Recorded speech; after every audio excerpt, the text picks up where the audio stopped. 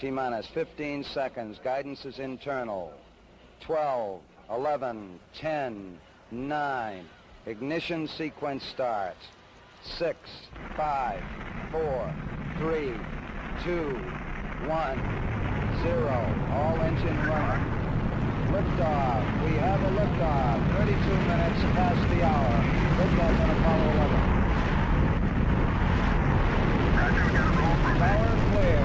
Roger, roll.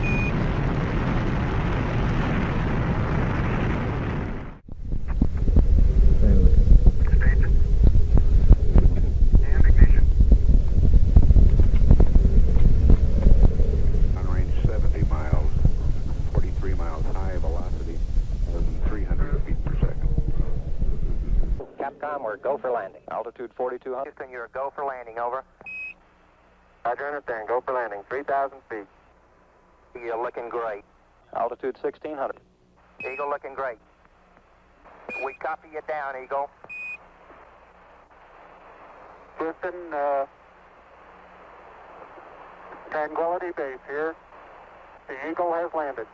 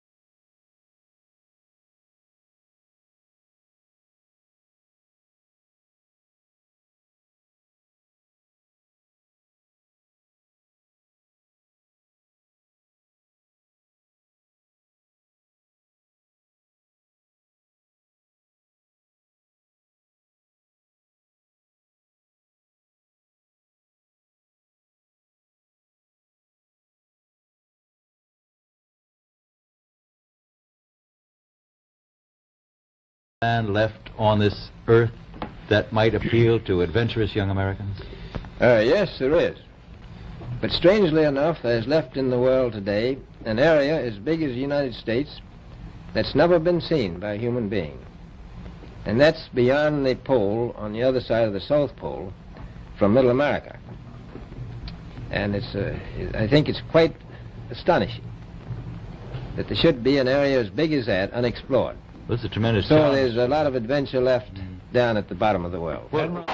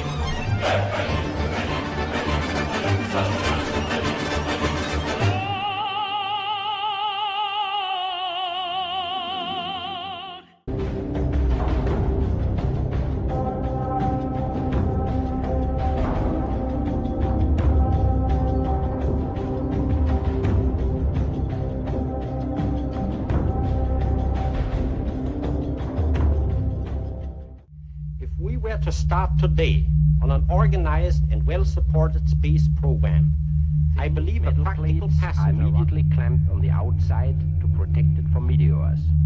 The first workday in space draws to a close. Every 24 hours, the shell of the station is completed. Now comes a delicate task.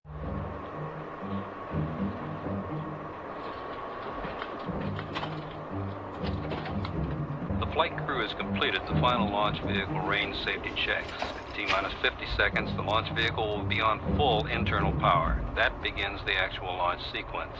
The weather's reported good, scattered clouds at 10,000 feet. All systems are go, all lights are green. We're at T-minus 3 minutes, 6 seconds, mark. 12, 11, 10, 9, 6, 5, 4, 3, 2, 1, 0.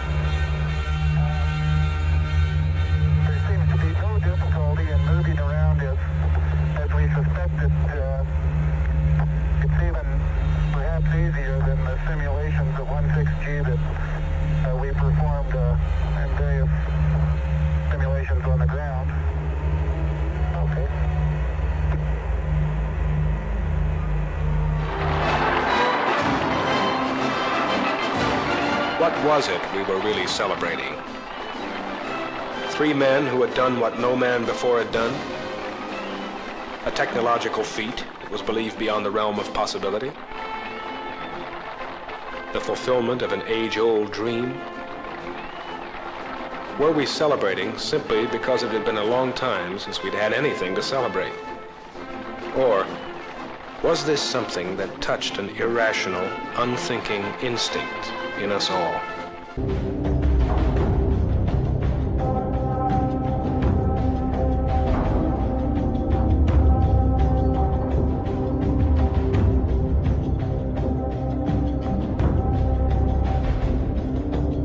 Here is the real reason for the fake moon landings.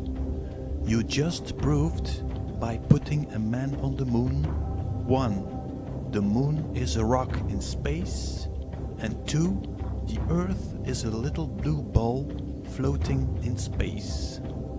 Now nobody will ever suspect he is living on a gigantic ball. Now the Phoenix worshippers have a whole new planet for themselves. Mission accomplished. Bigger lies will follow.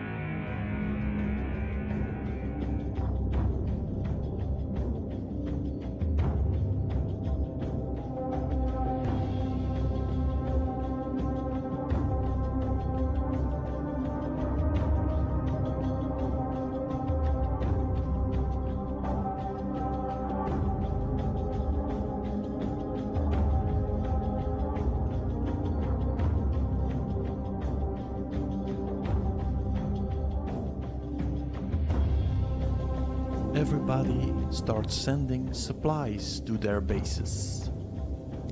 When the public demands an explanation for the trillions of dollars spent, the main alibis are 1. The building of the fake space station ISS. 2. The launch of fake satellites.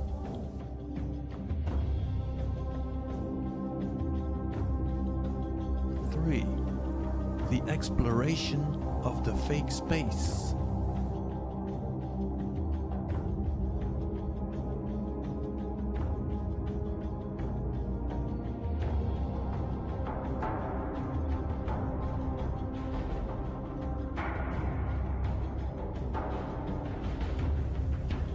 'All of these lies are amplified by the mind control machine.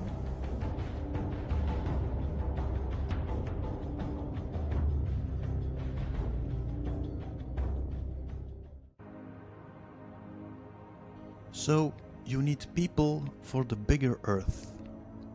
How do you do that? Well, you invent the story of the secret space program.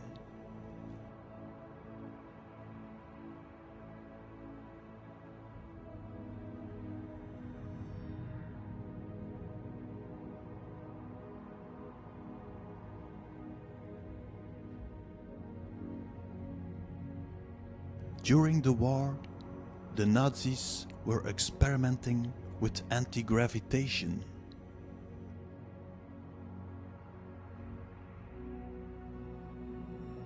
After the war, this technology was brought to the United States.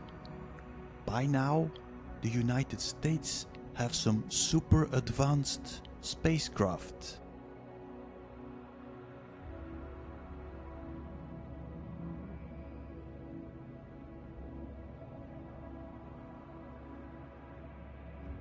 And they are building bases on the Moon and on Mars. Hey, aren't you interested? Sure, they put you on a high-speed underground train and they tell you you are on a spacecraft flying to Mars. They release you on the bigger Earth and there you see a different sun. And you breathe different air. So now you think you are on Mars.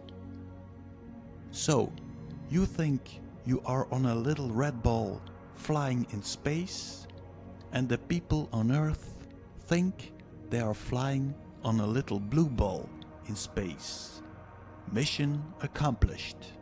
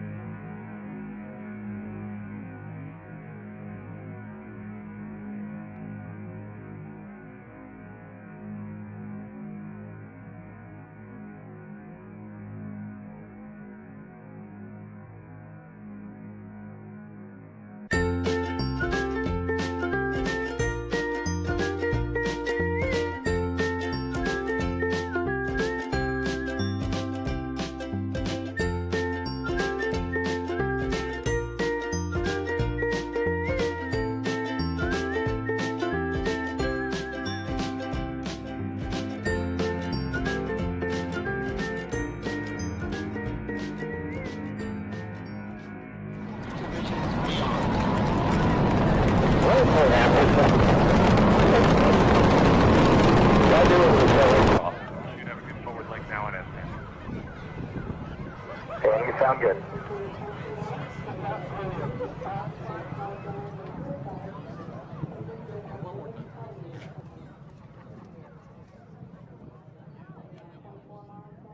Discovery Houston, negative return. Copy. Possibility 1. The shuttle lands on the bigger Earth and is used there to transport people and supplies.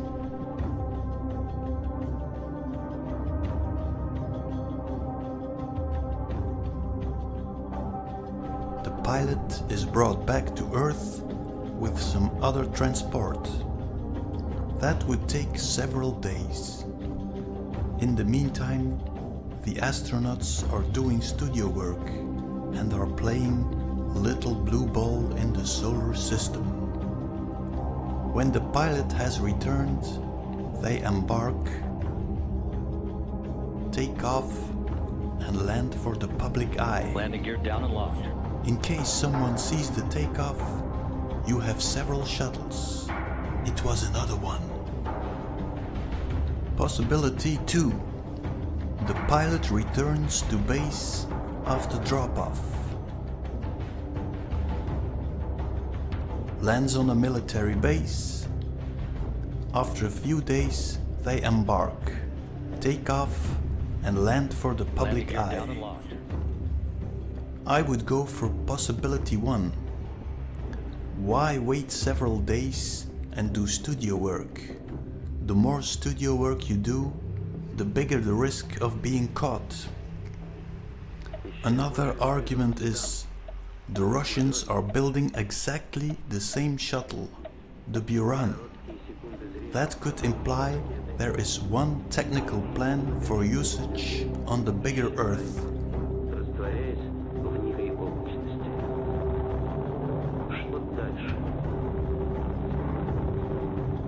That confirms the idea there is only one global ruling world government.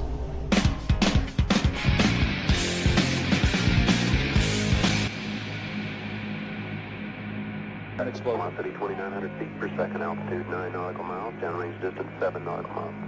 This is not standard. This is not something that is planned, of course.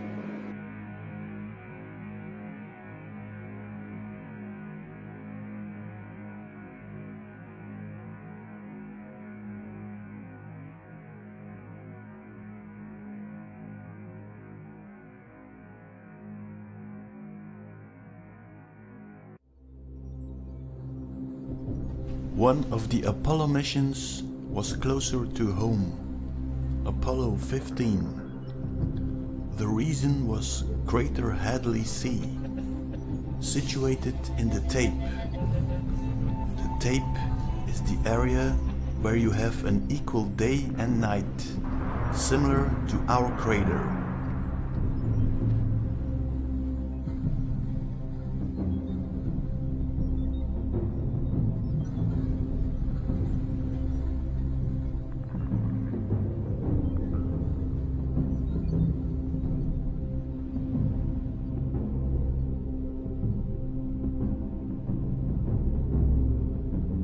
Second reason is the ice on the bottom of the crater, or on top of the reflection Mars.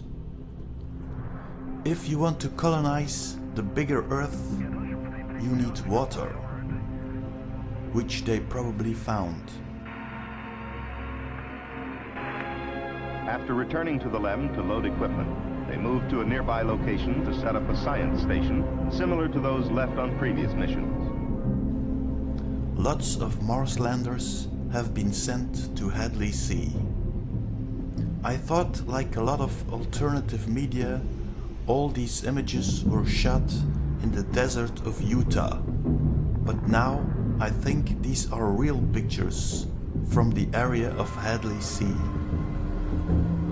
They are mapping out this area, but they are using the old trick of putting it on a ball and present it to us as Mars.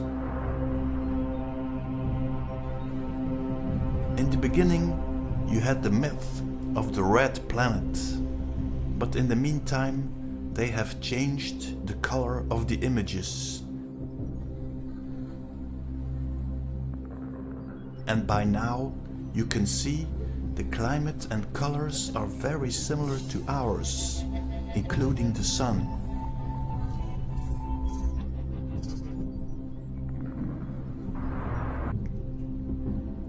For the moment, you have the mind-controlled Elon Musk taking over.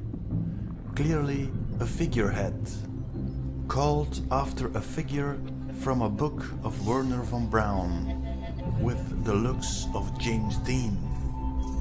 But I have the impression the MK Ultra programming is not working very good. Richard, talk about that. I would never believe that this would ever happen.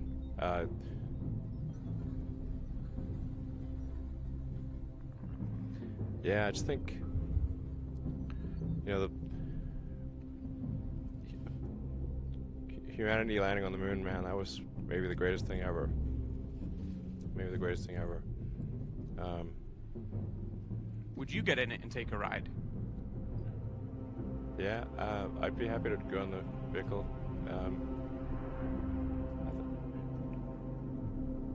I think it's good design. A lot of crazy amount of hard work from a lot of smart people at SpaceX. Expand on that, thanks.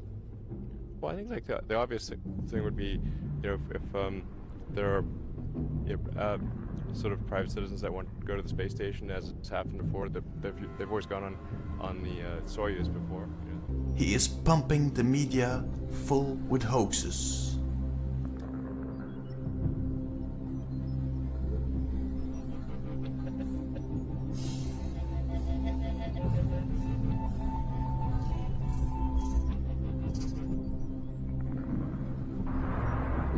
He is supported by an army of mind-controlled children.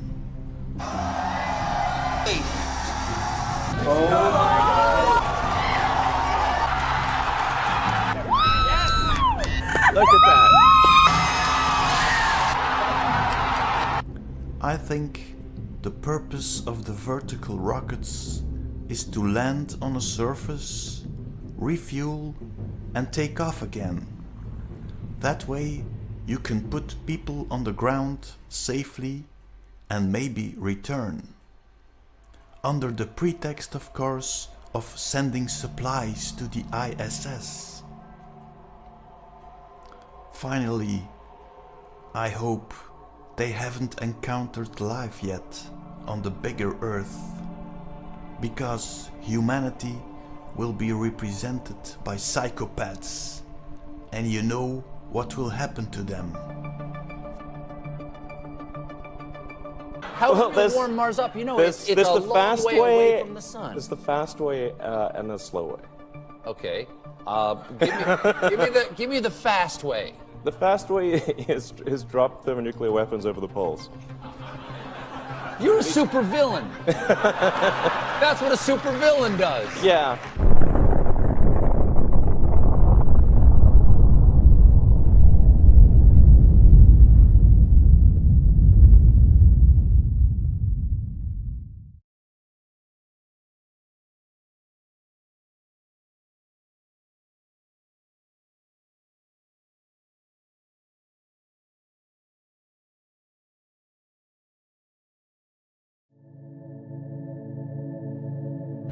Today I will present you an old Ice Age map. Not a map I found on the attic or in an old library. No, it's a map that has been here for thousands of years. The only problem was we don't have the eyes to see it. And our biggest problem is that we are looking for a Columbus map with eyes, because we think that is the real map. So let's explain the Columbus hoax. You take the Columbus map and you create 4 points. Let's make it easy. 2 B's from Brussels to Boston, and 2 C's from California to China. So let's change the New World map into the Old World map. you flip the Americas horizontally and put it under Eurasia. Now you make a circle. You sail from Brussels to Boston and from California to China. This system is surrounded by an ice wall. So now you sail east from Europe to India. But Columbus said, what if we would sail west? Well, a little child would know you would hit the ice wall. But not Columbus. No, because Columbus had some powerful friends.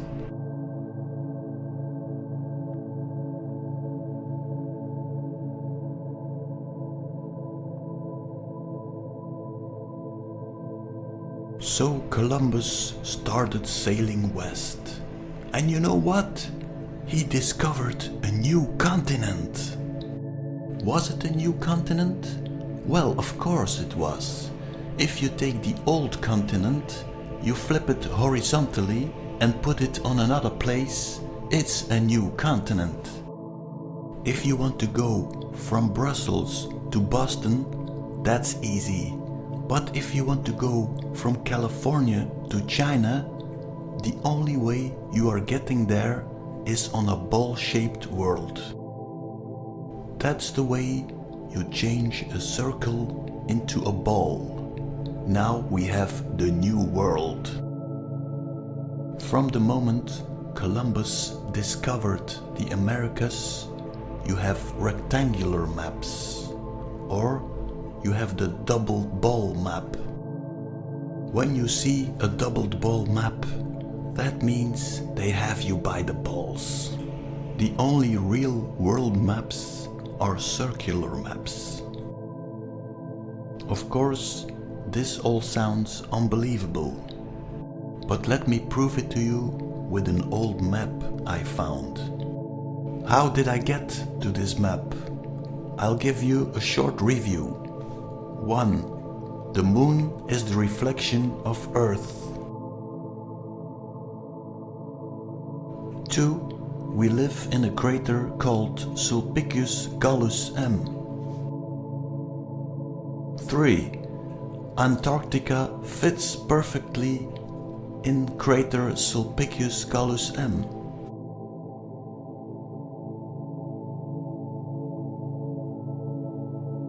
4. The Americas are positioned in a completely different way.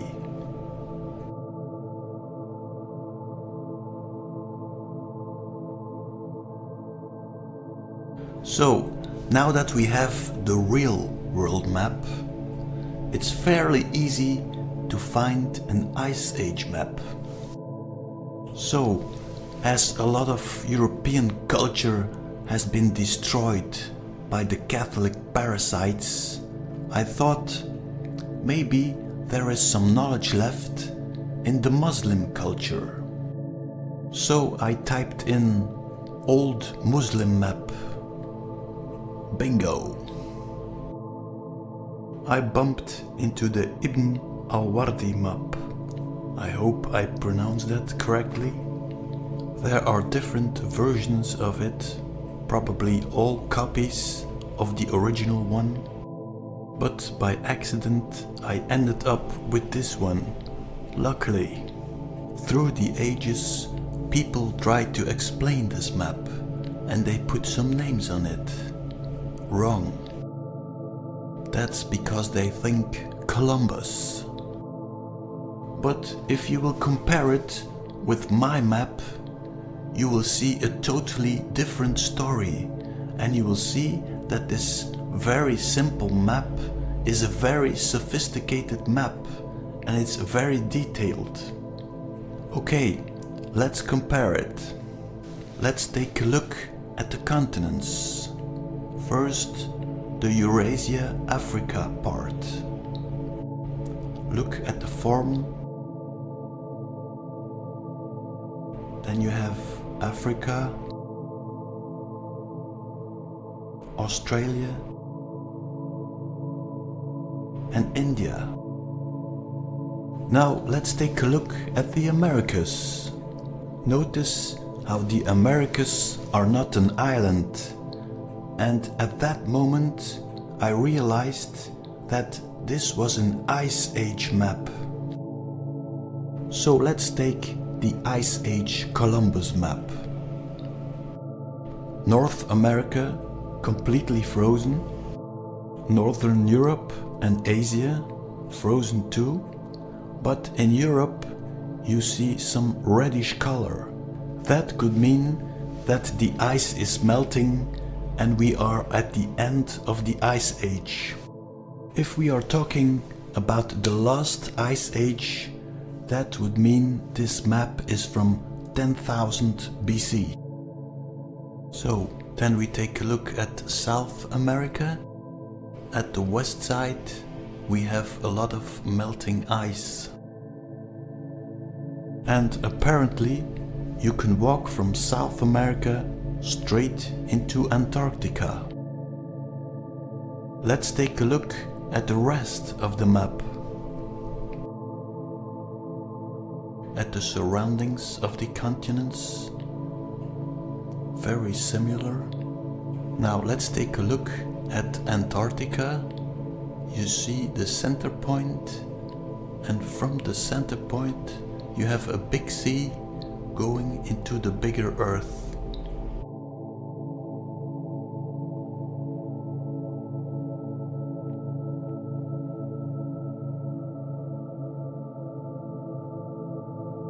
The only problem of this map is this straight line here. It's called the Nile on a later map. This probably means that this map is a copy of an older Ice Age map, and this line was added to try to fit the Columbus map. So I suspect there must be an older map without this line. After finding this map, I started finding other circular maps, but of European origin. Don't look at the text, but at the shape of the water.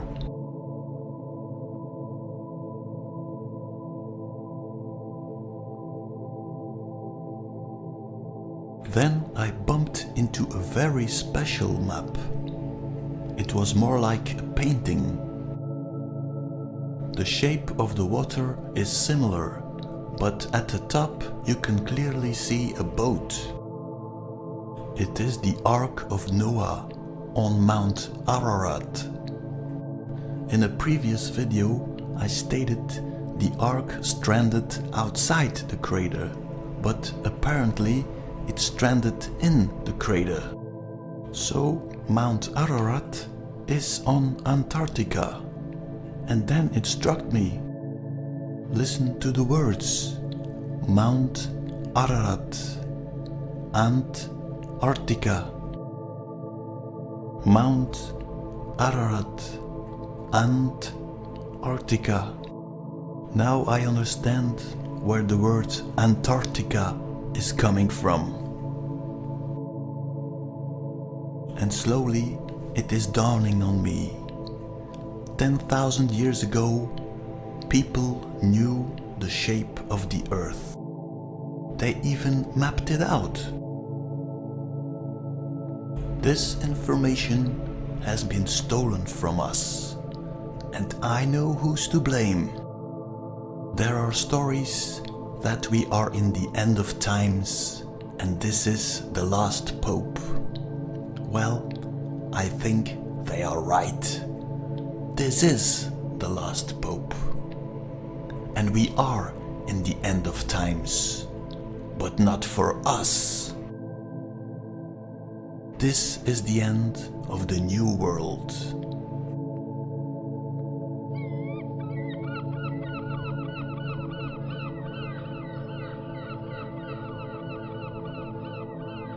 The old world is back.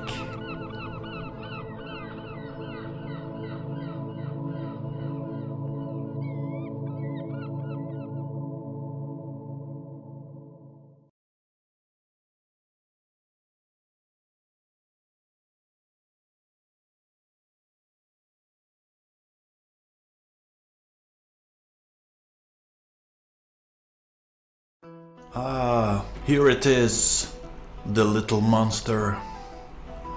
How did we get there? Well, there are 3 reasons.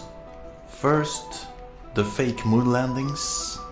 Second, the Columbus hoax.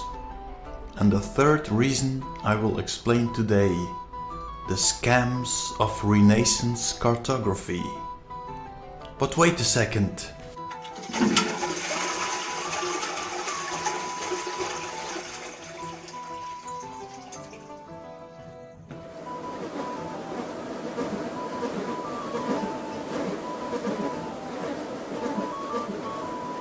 How to morph the old world into the new world. But first I will show you my version of the facts.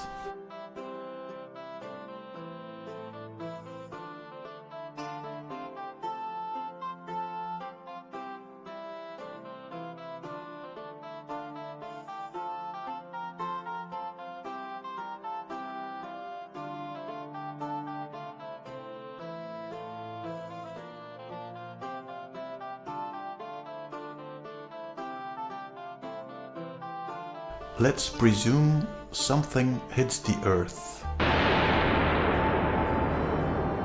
That would result in massive floods. Because the Earth is spinning faster, day and night become shorter. That results in a drop of temperature because the Earth cannot warm up sufficiently. So the result is massive floods and ice forming. Well, that was easy. Now the Renaissance version. No, wait. First, let me give you a possibility here. What if the Earth was really heating up? Could the ice dam melt down and could the water be flowing back into the bigger ocean?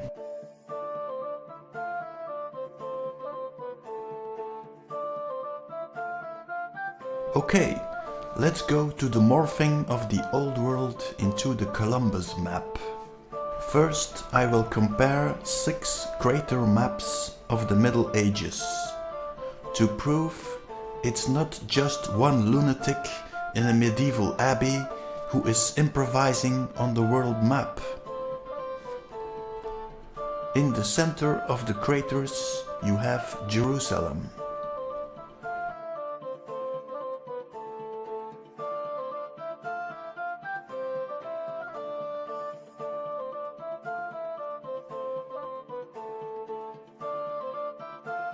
Another recognizable point is the Red Sea, in the upper right hand of the map. These medieval guys were so stupid.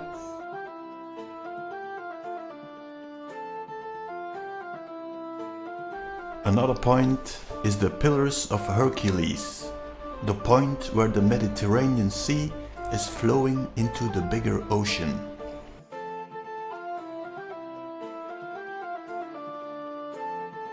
The crater was divided in 3 parts: Asia, Europa and Africa. Remember, the shape of these 3 continents has nothing to do with the shape of the continents on the Columbus map. In the center you have the Mare Mediterranea. Mediterra means Middle Earth, the Sea of Middle Earth. You have the Red Sea, and the surrounding water is called the ocean. The water has an O form.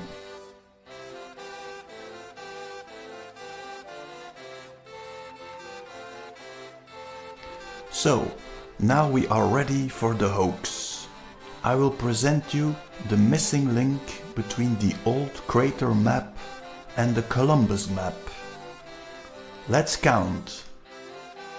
1025, 1100, 1234, 1250, 1265, 1300, and here it is, 1459. Well, nothing wrong at first sight. This is a crater map. Jerusalem in the middle, apparently the Red Sea, the Mediterranean Sea, Pillars of Hercules, the ocean around the world. You have 3 continents, Europa, Asia and Africa. And here we have the old world view. A crater surrounded by water, fire and the firmament. No sun ball, no moon ball, no planet ball, no flying balls at all. The flying ball circus is not in town yet. But let's turn the map and maybe you will see. What have we got here? Out of the blue, we have a perfect map of Europe. Where is that coming from?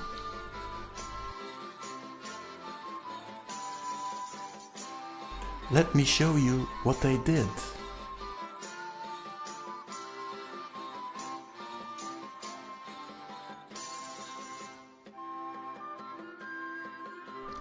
By pumping up Europe and putting it on the crater map, you are pretending that these crater maps are a clumsy medieval attempt to map the world from a European-centered worldview. And now a miracle is happening. Suddenly, old Greek and Roman maps are being detected and reconstructed.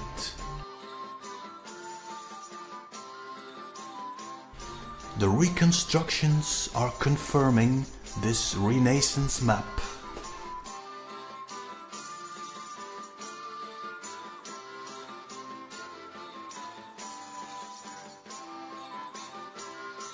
When you see the crater map with the Italian boot, you are being screwed. Hey guys, we have a problem here.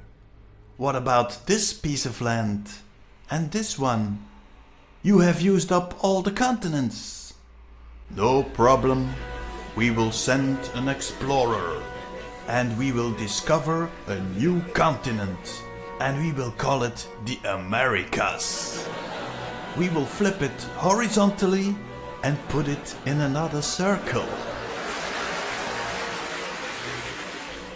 We have this Mercator guy, good friend of the occultist John Dee, who invented a new trick to scam the people, the Mercator projection. Furthermore, we are preparing the flying ball system. We will tell the people the sun is a flying ball in space. And we will invent plain TS, planets. Space is like a big merry-go-round. We have this Copernicus guy who is making all the calculations. When we will have created the little ball, there is room enough to create some more continents. We still have this piece of land, which we will call Australia. And to explain all the ice walls, we will finally create another forgotten continent, Antarctica.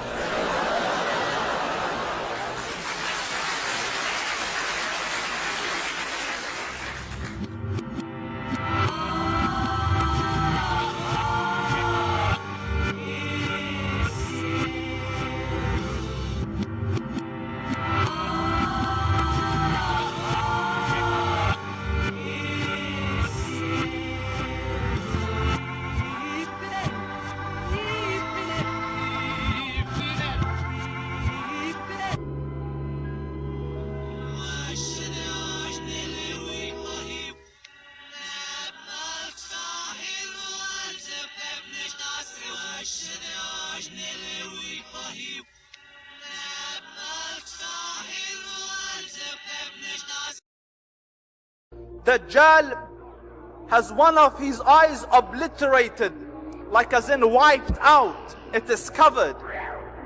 The Prophet ﷺ described him, his hair will be curly, his legs will be arched. He will be young in age. He's not old, probably in his mid-30s. He's red-skinned, meaning he's more reddish in color when you look at him.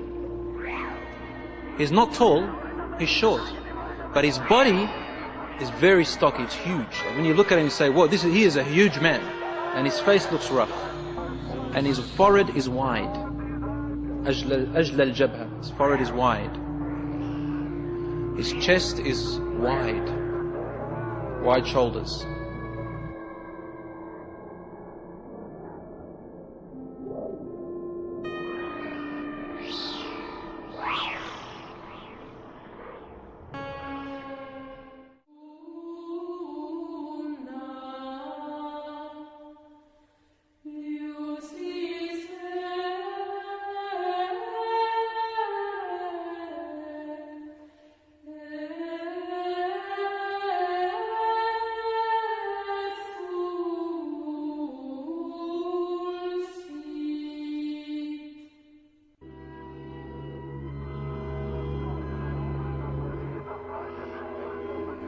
Hey, what's up, Walt? You want me to zoom in on the center of the Disney World map. What that is? That is a cross in a circle, Walt. Zoom in on the center of the map of Harvard? Okay, well, that is Jerusalem, Walt. Oh, another cross in a circle. So, the center of the Disney map stands for Jerusalem. And who has a statue there in the center? That's you, Walt. Oh, that is Jesus, Walt. That is the same pose. You with Mickey and Jesus with the sheeple. So Mickey is the sheeple and you are Jesus. Some people are not going to like that, Walt. But what are you pointing at, Walt? Replace it with the Hereford map? Okay, Walt. So, you are pointing at Rome. What are you saying here, Walt? Is there another Rome on the bigger earth? You are Jesus and you are living in another Rome. Or are you the Pope living in another Rome? Maybe the Black Pope? Is this the reason you are putting us on a little ball? So we don't find your hiding place? Walt? Walt?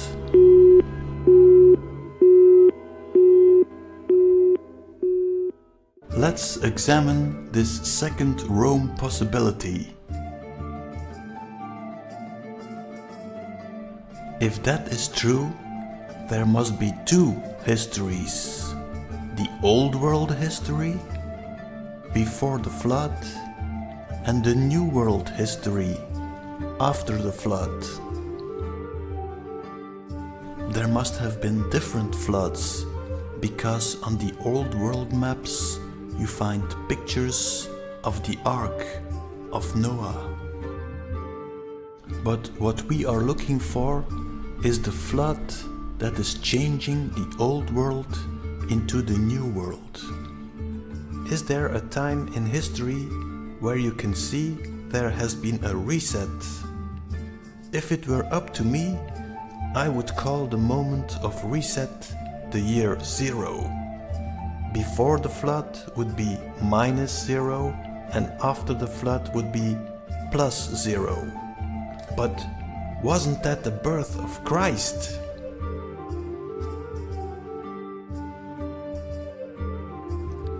On the map we see that in the center of the world, Jerusalem, Jesus already has been crucified. The oldest reference I could find on the Hereford map is Charlemagne. That is 800 AD.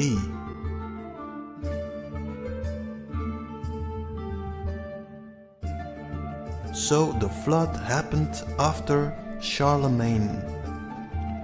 I also came across the theory of Robert Russell Newton. He stated that the moon was turning faster between 700 and 1100 AD. As the moon is a reflection of Earth, that means Earth is turning faster. Another theory of Anatoly Fomenko stated that history was forged by Renaissance scholars, and history as we know it began on 800 AD. So it seems like all signs are pointing at a period around 800 AD. So there is a massive flood. All the people on the lower world are wiped out. But surely a lot of people would have managed to get in a boat and would have been looking for higher ground. An important people of the time that would not have been flooded were the Scythians. So the route of Europe, Asia, is mainly Scythian.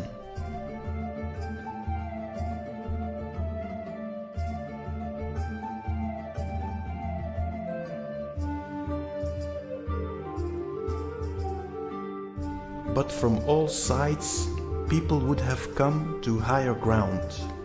So you would have had a melting pot of all cultures on a small piece of land. Let's take a look at all the peoples living on the pre-flood map. You can recreate the whole history of mankind on this map.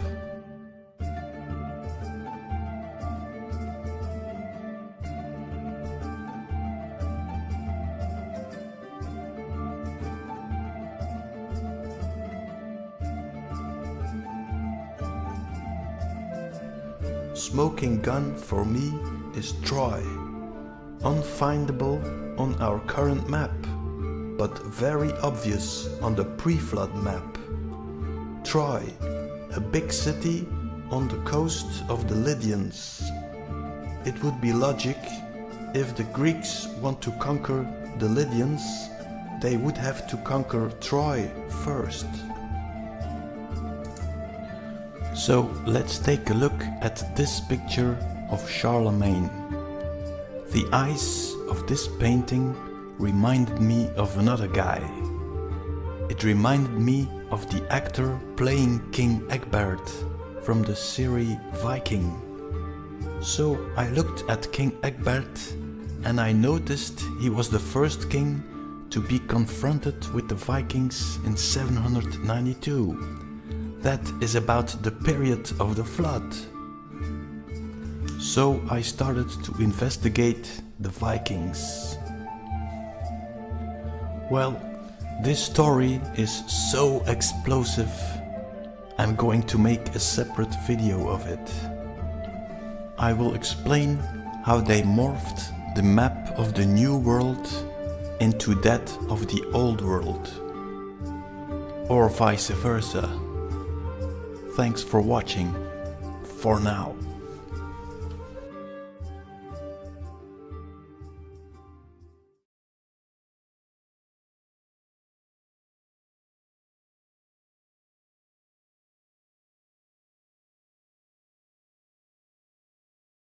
The Vikings are Jews.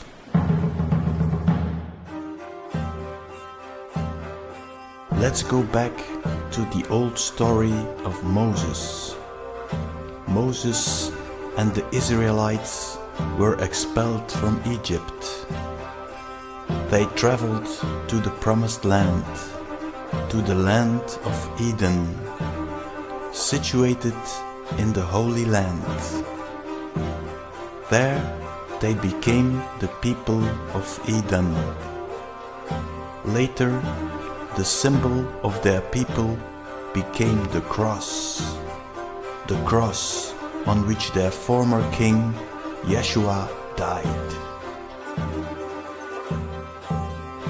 In the year 800, they had to leave the Holy Land because of massive floods.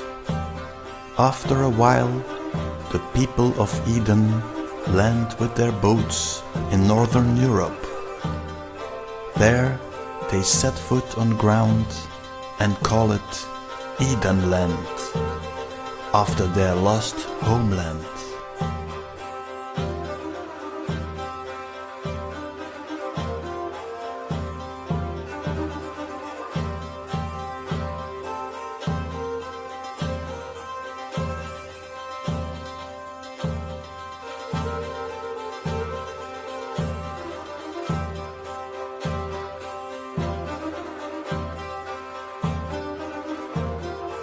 When the locals ask who they are, they say they are Vikings, possible meaning refugees.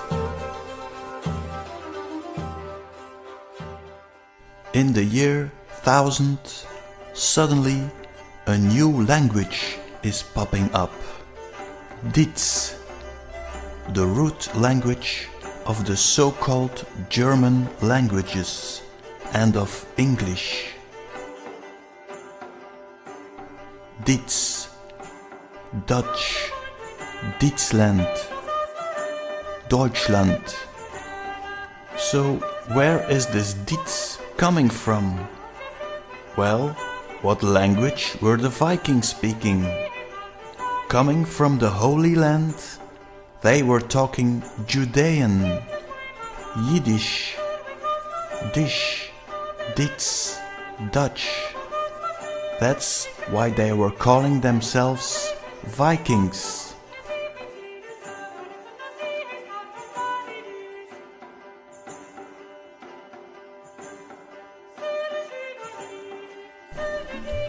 To eat. To eat in Yiddish is essen. Essen. So to say, they eat the meat. They essen das Fleisch. They essen das Fleisch. We eat the meat. Wir essen das Fleisch. Wir essen das Fleisch. The word for fruit in Yiddish is Frucht, also similar to English. Frucht. So to say, they eat the fruit. They essen die Frucht. They essen die Frucht. He has the book is hat das Buch. Hat das Buch. The woman has the book. Die Frau hat das Buch. The Scandinavian, German, Anglo-Saxon languages did not originate in Europe, but were imported by the Vikings, the refugees. So Deutschland actually means Dietzland, Yiddishland, land of the Yiddish, land of the Jews. So now you have suddenly Northern Europe being Christianized. Cities are being founded by saints. The Gnostics of the Jewish tribe were spreading the faith of their Savior Jesus Christ. So the Vikings were not pagans, they were Christians, importing Christianity. The priests were followed by the Viking soldiers that morphed into the Crusaders.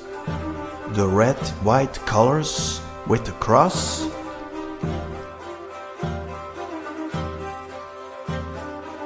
On their shield was the symbol of their mythical lion. The Lion of Judah, the Ari.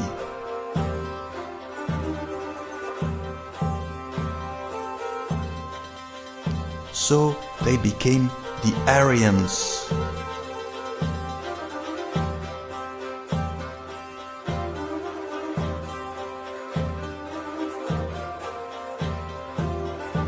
Soon, medieval Europe was flooded with the lion symbol.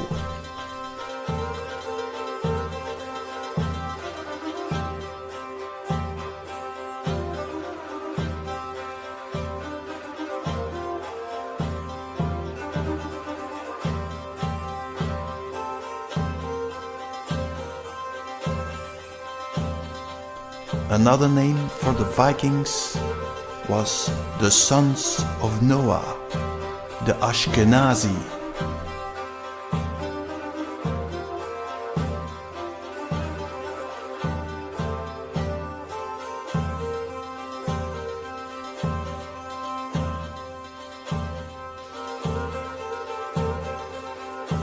So in World War II, the Aryans, the Ashkenazi of Yiddishland, were killing off the Jews. Soon the Templars were conquering Europe.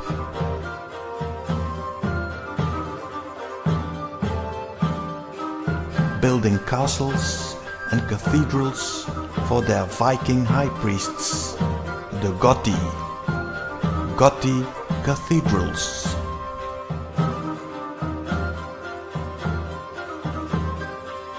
Later, they conquered the Americas. They started ruling the waves. And now, the Viking flag is still ruling land and sea. Are you still wondering why the US, England, Switzerland, Europe are so close with the Israelites? That is because they are one and the same.